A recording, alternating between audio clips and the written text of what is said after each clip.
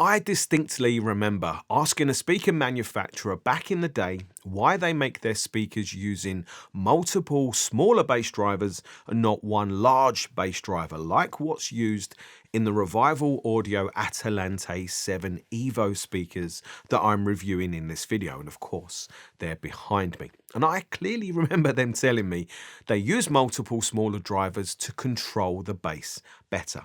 And I interpreted that as meaning I would get better bass quality. And that stuck with me right until now, because these speakers, I think, totally debunk that theory. And they've also debunked quite a few other long-term preconceived ideas I've had about speakers, and especially larger and wider speakers. And that's left me with the question, have we been lied to all this time?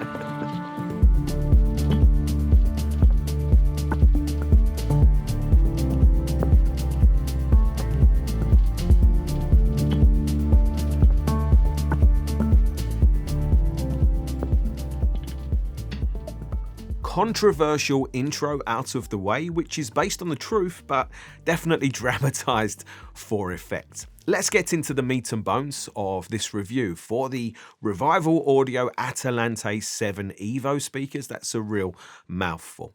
And we have a huge amount to cover here. And that is because these might be my favorite speakers at their price point. And then of course you hear that kind of thing on YouTube a lot, but let me explain. It's like somebody's actually listened to me. They've listened to everything I've said, positive and negative, about all the speakers I've reviewed in the last 8 years, and then they've created these. So of course, that's very interesting to me personally. But it's also because I can only think of one big negative for them, just one, and it is a big one, and it also might be very obvious to you as we go through the review.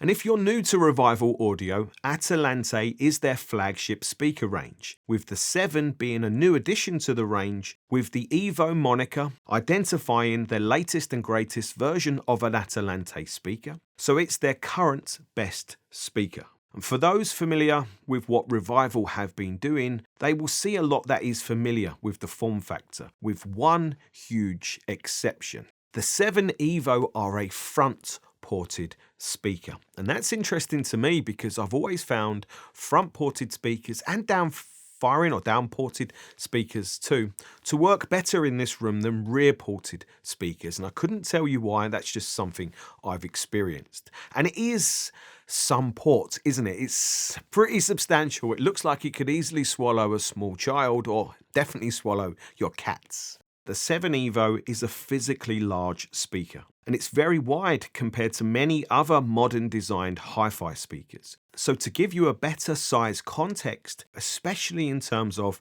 the driver complement, here is one 7 Evo sat next to one of my Mission 770 speakers, because they have a 15-inch bass driver, and that is really quite different for a modern high-end hi-fi speaker. Taking a closer look at the drivers, starting with the 15-inch bass driver, it's using a BSC, or a basalt sandwich construction cone, which is a Revival trademark material to use. They say it offers a great balance of stiffness with damping. The driver has a 3-inch voice coil, a fully vented motor system, an oversized magnet system, and 10mm of linear travel, which all sounds quite subwoofer-like to me. And it's all music to my ears for a driver being used in a speaker, excuse the pun.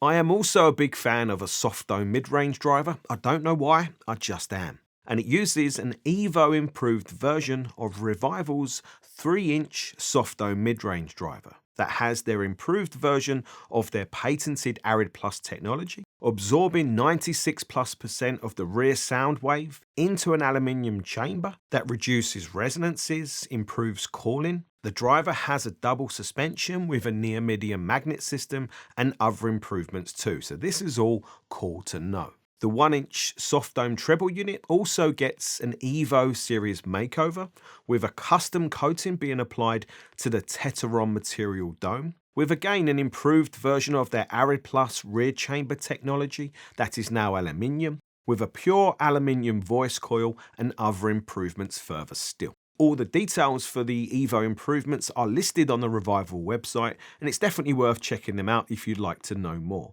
I like the fact that there are photos and details for the crossover on the website. I definitely appreciate this, but I do wish there was a better visual indicator for the crossover's size and scale. The crossover is said to use high-quality air core coils, an all-pass filter topology for improved phase coherence, and some other important details. I found a little more interesting maybe was looking at a cutaway image of the cabinet to see how everything is laid out and how the port curves down into the cabinets, and just how much bracing is being used to control the resonances of such a large panelled speaker. Revival say this is all the results of hundreds of hours of simulation, and I did the obligatory tap test and the speaker itself feels very dead.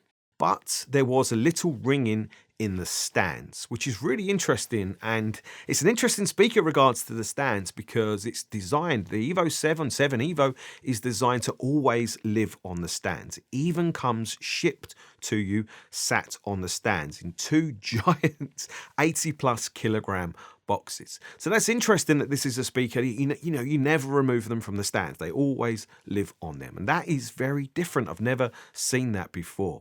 And the speakers are isolated from the stands by a spike, which is of course an interesting attention to detail. I should also mention that the port has a specific design for better airflow, which is what all of the grooves do. But the big thing here is the flange of the port is made from aluminium, and Revival say that is very rare for a speaker at this price.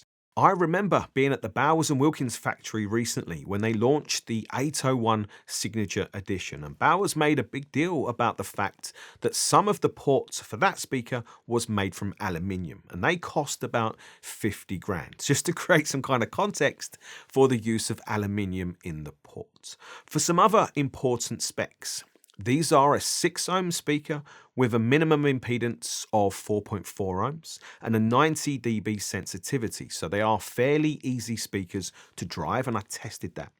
For the price in the UK, they cost £9,390. So that is a lot of money for speakers. But when I look at the whole high-end speaker markets, speakers may be like the KEF Reference 5 Meta, or maybe the Bowers 802, 803, or 801's probably pushing it, but they all cost double to triple and a hell of a lot more money, but of course they have different form factors.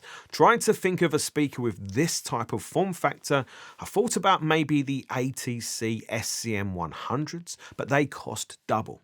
The PMC, I think it's the MB2 SE, but they cost more than triple. So what I'm trying to say is, what we have here, potentially with this form factor, is a hell of a lot of speaker for the money.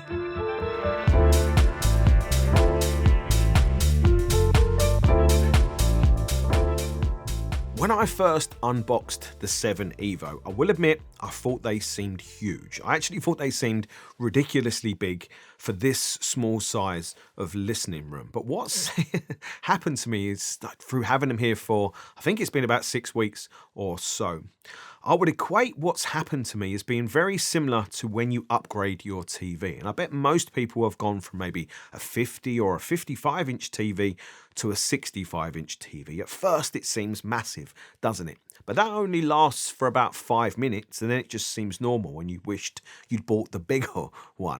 I was very aware that a 15-inch bass driver might push the limits of what my very acoustically treated but still very small room can handle, but I didn't need to at all. Positioning wise, you can see the blue tape on the floor. That is the normal position for me. And the 7 Evo worked perfect in my room, sat just in front of that spot. So they are definitely not bass monsters at all, but they did take quite a bit more setting up than I am used to. And that is not because I am unused to moving big, heavy speakers around. I mean, these weigh 61 kilograms on the stands. That's heavy, but like you can just pivot them around on the legs really easily. It wasn't anything to do with that. It was the fact that I needed to set them up different to how I expected. because my memory of the Atalante 5 speakers I reviewed a year or so ago meant I expected the 7 Evo to be really quite lively in their treble.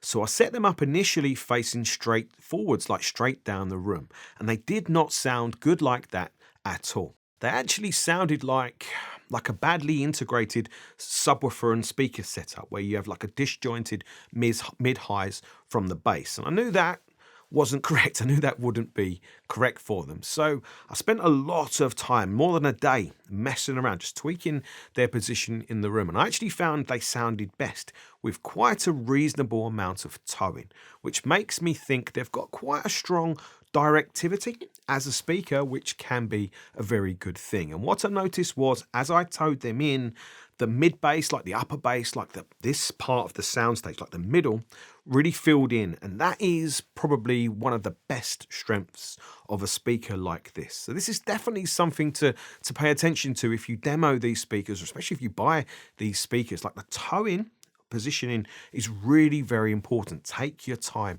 with that. And I could also hear how big the soundstage they wanted to create was. So I tried to position them as far apart in my room as I could, with some compromise of course. And high-end audio is always a mixture of compromises anyway, let's be real about it. I did several days of listening to them to make sure I was 100% happy with their positioning before I removed the 4 bolts that locks the speakers to the stands for their transit. So the speakers are rock solid for transit and positioning. And removing those 4 bolts obviously better isolates the speakers from the stands. I suppose it allows that spike to work more optimally. And I was amazed by how much difference that made. I was expecting no difference. It made quite a substantial difference for soundstage, for clarity and other things. So the reason I'm mentioning this is because if you demo these speakers, especially if you buy them, don't forget to remove the 4 bolts that lock the speakers to the stands, because otherwise you're leaving performance on the table. But really what stood out to me is this is a fine level attention to detail for these speakers. And of course that is impressive.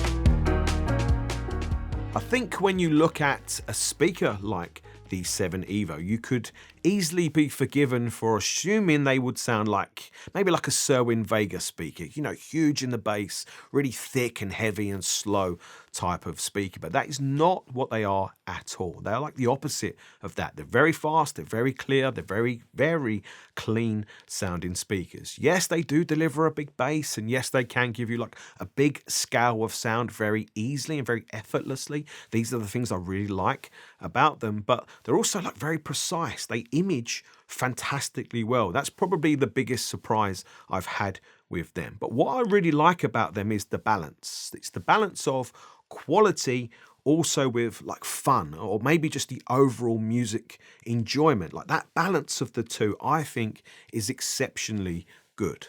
I think this boils down to the fact that this is a speaker that is never having to work hard to deliver everything you want from it. And they are probably the best speakers I have had here in some time for lower volume listening, which is not really my thing, but you don't need to chase the volume with them for them to sound big and full like a lot of speakers do.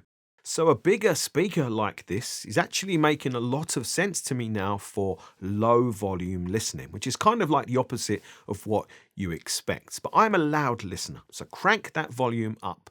And these are speakers that can just play loud, they can play big scale very effortlessly. Like I said, it's like they're never having to work hard to deliver what you need from them. And that does make a difference if you're a loud volume listener, because the music stays more relaxed. And I think that naturally means there's less fatigue listening to them loud, which means you want to go back the next day, and you can go back hour after hour, day after day. These things do make a difference. I think both of these factors are massively helped by the bass, and it is important that you get the speakers set up right to deliver this, because when you have the right amount of bass, all music sounds better because there is a better overall sonic balance.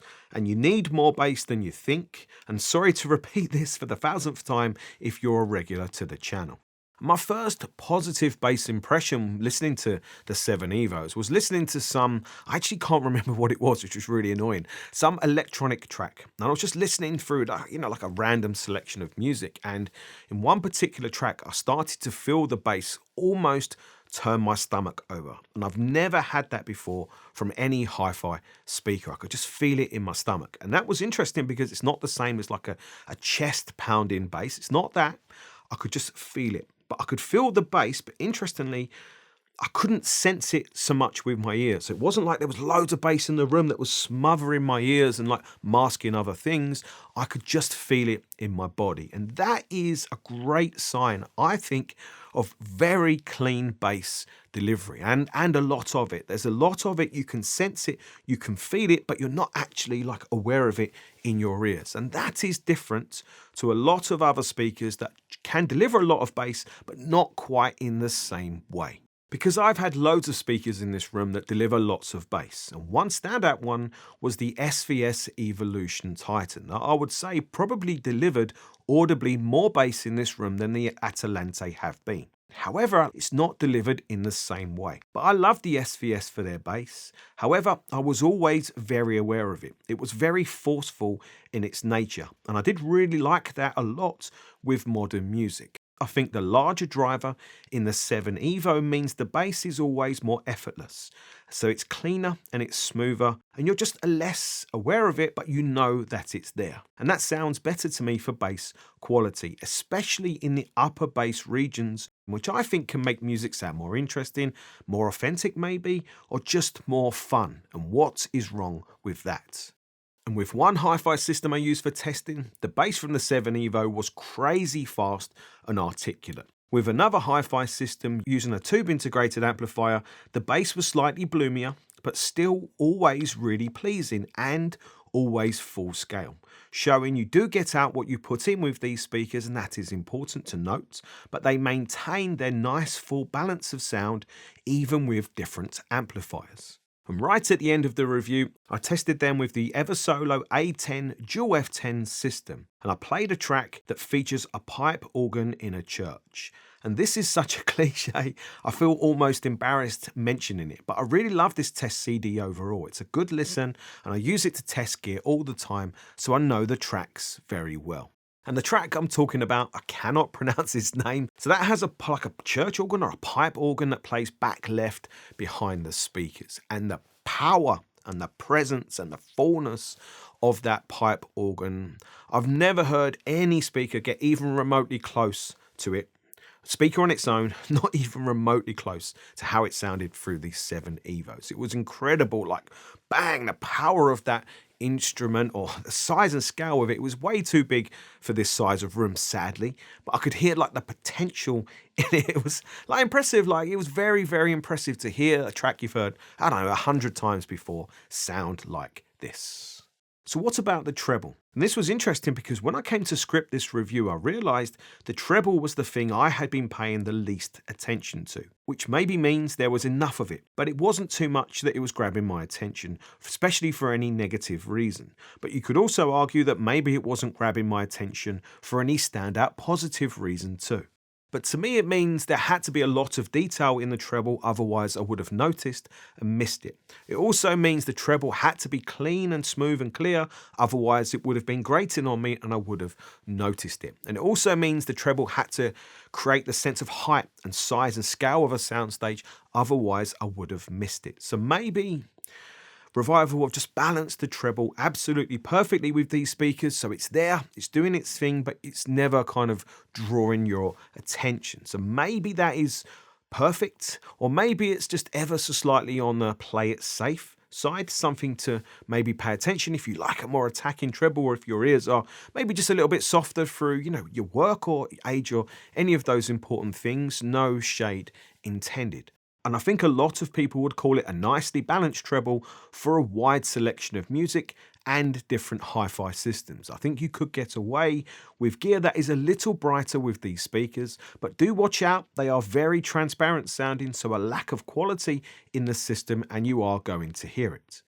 The mid-range and vocals I have found to be balanced just about perfect for me, and that is because that upper bass, like that presence here, this presence, like the mid-range, upper bass kind of presence, it's just perfect for creating the foundation for a big, full, warm vocal. But not smothered one, a very fast, very clear sounding vocal. So like a lovely balance of all of those things, which is my personal preference. And the quality of the vocals really stood out to me with one particular track, actually when I was testing one particular system. And the track is I Am What I Am by Lady Blackbird. I have listened to this track at least 100 times on all sorts of speakers and systems in this room. And listening to it on this system was really something. The vocals were clear, crisp, powerful, and they had massive presence in the room. And it was just, like I said, a fantastic way to hear this song because of the mixture of quality, but still with the all-important enjoyment factor too. In contrast with the Galleon TS34 tube integrated amplifier that was fully loaded with Ray tubes, all vocals and all music sounded really sweet and lush and silky, and divine would be the best way to describe them. Some other things sounded less good compared to the esoteric amplifier and others I tested, but man, the vocals was really good here. Adding a bit of very good quality EL34 tube magic to vocals, or the sound of vocals, really came through with these speakers in such a way I can see some people loving this setup. And the 7 Evos for their soundstage, and I've mentioned this room is very small, so it's like very limiting to what I could hear from the speakers from a soundstage point of view, especially left to right. That's always the case for me, and I apologize for that. I do the best I can, but for like a front to back soundstage, especially going back, like the sense of depth in the soundstage, there's a few tracks I used to test that. It was about as good as any other speaker I've had in here before. And I've had some really good imaging speakers in here, about as good as all of them, obviously from memory. And that was probably the biggest surprise to me, because I thought being such a large, physically wide speaker, especially in a smaller room, that might be the Achilles heel of them, but it wasn't. Call me impressed by that.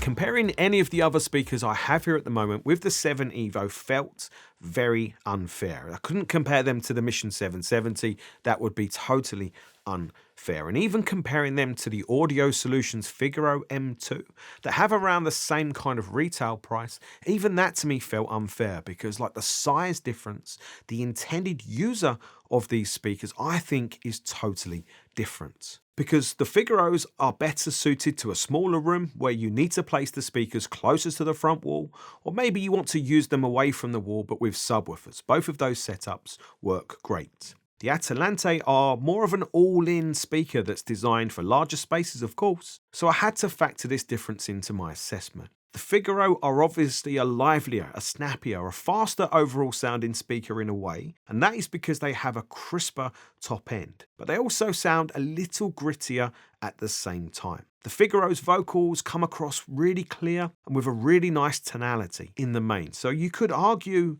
either way which you prefer here, or say they level up or match up to the Revivals very well for the mids and highs. Where the big difference is, and it's the obvious difference, is of course in the bass. And it's not about the Revivals rattling your teeth, it's about how they put pressure in the room that gives music more presence, more scale maybe, and definitely more warmth, especially in the upper mid-bass regions. That stands out to me because it makes vocals and treble, I think, sound richer, sweeter and nicer overall. But don't get me wrong, you can get that kind of sound from the Figaros with the right system and careful setup. I've done it a number of times, but it takes more to get it from them, I feel, and you have to work or push the speaker harder for it to give you the same kind of bass. So the Revivals are more easily able to deliver the bass that I think we want in music, but the trade-off is, well, you've seen it, it's in the very significant size difference. So closing out this very long review, I remember Revival saying to me when they first announced the 7 Evos that these were speakers designed to be the best sounding speakers below 20 grand for under 10 grand. And that seemed like, manufacturer marketing to me, and I don't blame a manufacturer for, trying to promote their new products. And look, I'm in no position to confirm or deny that statement really, because my experience with speakers to around 20,000 is limited to about a dozen pairs in this room. But from that dozen, I could probably only off the top of my head anyway think of the Canton Reference 2 speakers that would match the 7 Evos for like a big scale of sound, like that big presence, like a big sound in the room. And the Cantons cost double what the Revivals do.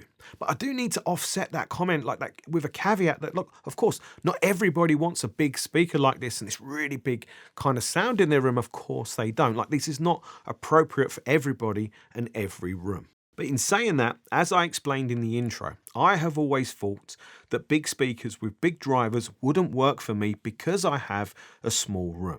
But I was wrong about that. I've completely changed my views on this. So these are more of a type of speaker that I like or have been looking for personally. Do take that into account for how I have delivered this review. I genuinely have nothing standout negative to say about these speakers. Not for their build quality, not for their looks, and definitely not for the sound. I think they're exceptionally good speakers that seem like they've almost been built personally for me, which is, of course, funny. So I hope you've enjoyed this review. I hope you found it useful and helpful. If you have enjoyed it, please hit the thumbs up button and subscribe to the channel to see more.